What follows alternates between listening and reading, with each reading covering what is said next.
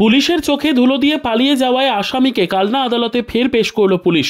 পূর্ব বর্ধমান জেলার কালনা আদালতে পেশ করার মুখে পুলিশের চোখে ধুলো দিয়ে পালিয়ে যাওয়া আসামিকে কালনা আদালতে বুধবার পেশ করে 5 দিনের পুলিশ হেফাজতে নিল অভিযুক্তকে কালনা থানার পুলিশ।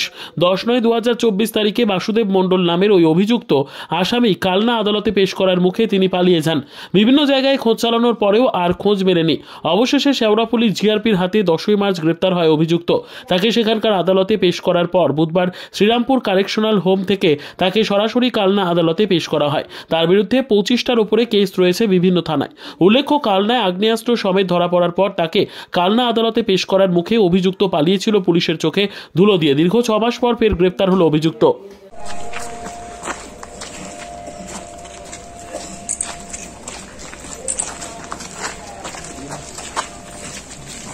বলছি পালিয়েছিলে কেন জেল থেকে?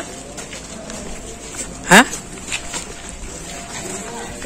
তুমি তো একবার নয় একাধিকবার পালানোর চেষ্টা করেছো। এর আগেও আরেকবার পালিয়েছিলে কেন বলো, কি জন্য পালিয়েছিলে? কোথায় ছিলে এতদিন? হ্যাঁ, দীঘাতে একটু কমে চলো। দীঘাতে কি করছিলে? Bureau report, PB news. Dreamland nursing home, ঠিকানা ইন্দ্রপ্রস্থ, বাবুরবাগ, পূর্ব বর্ধমান। পিন নম্বর 713104। যোগাযোগের নম্বর 9775163111।